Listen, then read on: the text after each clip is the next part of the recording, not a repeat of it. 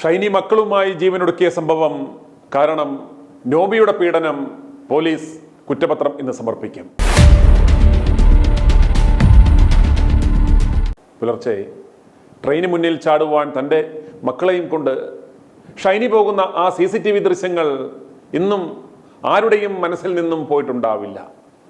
കോട്ടയം ഏറ്റുമാനൂരിൽ അമ്മയും 2 പെൺമക്കളും ആത്മഹത്യ ചെയ്ത സംഭവത്തിൽ ഭർത്താവായ നോബിക്കെതിരെ അന്വേഷണം പൂർത്തിയാക്കി ഏറ്റുമാനൂർ പോലീസ് കുറ്റപത്രം ഇന്ന് സമർപ്പിക്കും.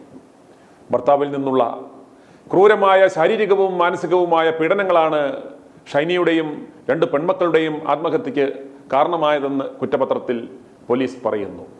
മരിക്കുന്നതിന് മാസങ്ങൾക്ക് മുമ്പേ നോബിയുടെ തൊടുപുഴയിലെ വീട്ടിൽ നിന്നും ഷൈനിയും മക്കളും ഇറങ്ങിപ്പോയിട്ടും പിന്തുടർന്നെത്തി ഉപദ്രവിച്ചുവെന്നും മരിക്കുന്നതിൻ്റെ തലേ ദിവസവും നോബി ഫോണിൽ വിളിച്ച് ഭീഷണിപ്പെടുത്തിയെന്നും കുറ്റപത്രത്തിൽ പറയുന്നു. Ettumanoor first class judicial magistrate കോടതിയിൽ ഏറ്റുമാനൂർ പോലീസ് ഇന്ന് കുറ്റപത്രം സമർപ്പിക്കും. മരിക്കുന്നതിൻ്റെ തലേ ദിവസം ഫോൺ വിളിച്ച് സംസാരിച്ചപ്പോൾ മക്കളെയും കൂട്ടി നീ പോയി മരിക്കൂ എന്ന് നോബി പറഞ്ഞുവെന്നും ഇതാണ് ആത്മഹത്യയിലേക്ക് പെട്ടെന്ന് നയിച്ച കാരണമെന്നും കുറ്റപത്രത്തിൽ പറയുന്നു. ഇതിനു പുറമെ കടുത്ത സാമ്പത്തിക പ്രശ്നങ്ങളും ഷൈനിയെ മാനസികമായി സമ്മർദ്ദത്തിലാക്കിയിരുന്നു എന്നും റിപ്പോർട്ടിൽ പറയുന്നു.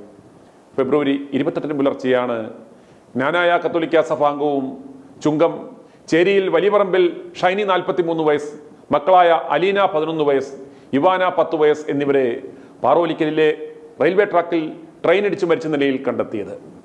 കുടുംബ പ്രശ്നങ്ങളെ തുടർന്നായിരുന്നു ആത്മഹത്യയെന്ന് അന്വേഷണത്തിന്റെ ആദ്യഘട്ടത്തിൽ തന്നെ വ്യക്തമായിരുന്നു. ഷൈനിയുടെയും മക്കളുടെയും മരണത്തിന് പിന്നാലെ നോബിയെ തൊടുപുഴയിലെ വീട്ടിൽ നിന്നും പോലീസ് അറസ്റ്റ് ചെയ്തിരുന്നു. 28 ദിവസം കോട്ടയം ജില്ലാ ജയിലിൽ കഴിഞ്ഞതിന് ശേഷം ഇയാൾ ജാമ്യം നേടി പുറത്തിറങ്ങി. കേസുമായി ബന്ധപ്പെട്ട് പോലീസ് നടത്തിയ സമഗ്ര അന്വേഷണത്തിൽ 56 സാക്ഷികളാണ് ഉള്ളത്. ഷൈനിയുടെ ആത്മഹത്യാക്കുറിപ്പിൽ നോബിയുടെ പീഡനങ്ങളെക്കുറിച്ച് വിശദീകരിച്ചിട്ടുണ്ട് എന്നാണ് സൂചന. ഭർത്താവിൽ നിന്ന് ക്രൂരമായ പീഡനം നേരിട്ടിരുന്നതായി ഷൈനി തൻ്റെ സുഹൃത്തുക്കൾക്ക് അയച്ച ഓഡിയോ സന്ദേശങ്ങളിലും വ്യക്തമാക്കിയിരുന്നു. ഇതെല്ലാം പോലീസ് വിശദമായി പരിശോധിച്ചിട്ടുണ്ട്, തെളിവുകളായി രേഖപ്പെടുത്തിയിട്ടുണ്ട്. ഷൈനിയുടെ മകനും അന്ന് ട്രെയിൻ ഓടിച്ച ലോക്കോ പൈലറ്റും ഇതിൽ സാക്ഷികളാണ്. 170-ാം ദിവസമാണ് അന്വേഷണ സംഘം കുറ്റപത്രം സമർപ്പിക്കുന്നത്.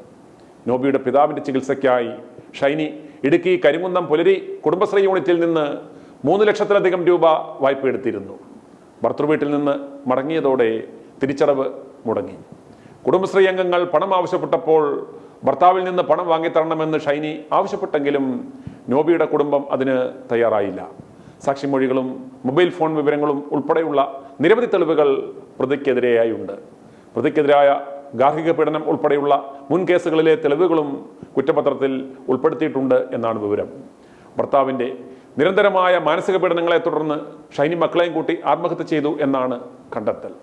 ഏറ്റുമാനൂരിന് സമീപം പാറോലിക്കലിൽ കഴിഞ്ഞ ഫെബ്രുവരി 28 പുലർച്ചെയാണ് ഷൈനി മക്കളായ അലീന, ഇവാന എന്നിവർ തീവണ്ടിക്ക് മുന്നിൽ ചാടി ജീവനൊടുക്കിയത്. റെയിൽപാളത്തിലേക്ക് ചാടിയ അമ്മയും മക്കളും ലോക്കോ പൈലറ്റ് നിരന്തരം ഹോൺ മുഴക്കിയിട്ടും പാളത്തിൽ നിന്ന് മാറിയിരുന്നില്ല.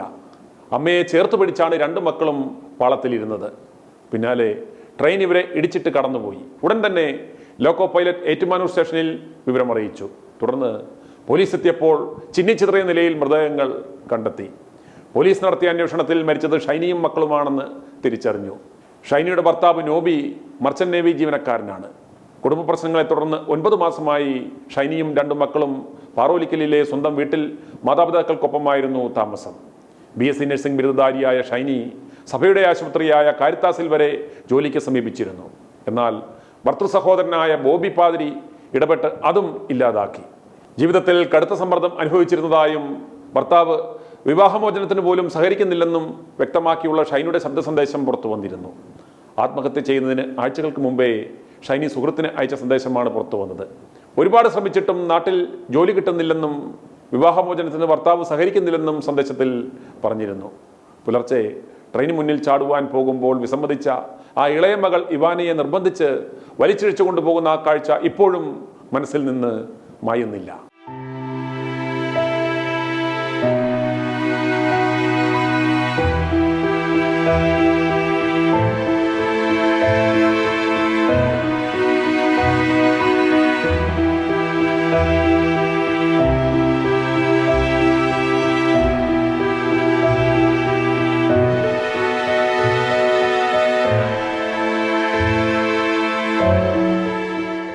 തുടക്കത്തിലെ ഈ കേസ് അട്ടിമറിക്കുവാൻ ജ്ഞാനായ കത്തോലിക്ക സഭയുടെ ഭാഗത്തു നിന്നും വളരെയേറെ ശ്രമങ്ങൾ ഉണ്ടായിരുന്നു. ഷൈനിയും മക്കളും ജീവനെടുക്കുവാൻ കാരണം ഷൈനിയുടെ വീട്ടുകാരുടെ പീഡനം കൊണ്ടാണ് എന്ന് വരുത്തി തീർക്കുവാനുള്ള ശ്രമങ്ങളും ഉണ്ടായി. എന്നാൽ നോബിയുടെയും വീട്ടുകാരുടെയും ക്രൂരതകൾ ഒന്നൊന്നായി സമൂഹമാധ്യമങ്ങൾ പുറത്തുവിട്ടതോടുകൂടി സഭയുടെ എല്ലാ വാദഗതികളും പൊളിയുകയായിരുന്നു. ഷൈനിയുടെയും മക്കളുടെയും മൃതദേഹം പോലും നോബിയുടെ വീട്ടിലേക്ക് കൊണ്ടുപോകുന്നതിൽ അവർ വിജയിച്ചു. പക്ഷേ കടുത്ത പൊതുജന പ്രക്ഷോഭം നോബിക്ക് അവിടെ നേരിടേണ്ടതായി വന്നു. നോബിയെപ്പോലെ തന്നെ കുറ്റക്കാരായിരുന്നു സഹോദരൻ ബോബി പാതിരിയും നോബിയുടെ മാതാപിതാക്കളും. ഇവർക്കെതിരെ നിലവിൽ തൊടുപുഴ കോടതിയിൽ ഗാർഹിക പീഡനത്തിന് കേസും നിലവിലുണ്ട് എന്ന വിവരം ആദ്യം ഡീറ്റെയിൽസ് സഹിതം പുറത്തുവിട്ടത് i2 ന്യൂസ് ആയിരുന്നു. ഇവരും ഷൈനിയെയും മക്കളെയും ക്രൂരമായി ബുദ്ധിമുട്ടിച്ചിരുന്നു. പക്ഷെ കുറ്റപത്രത്തിൽ ഇവരുടെ പരാമർശങ്ങൾ ഒന്നുമില്ല എന്നാണ് വിവരം. എന്തായാലും ഏറ്റുമാനൂർ SHOയുടെ നേതൃത്വത്തിൽ സമയബന്ധിതമായി ഈ കേസ് അന്വേഷിച്ച് കുറ്റപത്രം കോടതിയിൽ സമർപ്പിച്ചതിൽ നമുക്ക് ആശ്വസിക്കാം. i2i News, an eye for truth. i2i News subscribe ചെയ്തിട്ടില്ലാത്തവർ ഇപ്പോൾ തന്നെ സബ്സ്ക്രൈബ് ചെയ്യുക. നോട്ടിഫിക്കേഷൻ ലഭിക്കുവാൻ ബെൽ ബട്ടണും അമർത്തുക.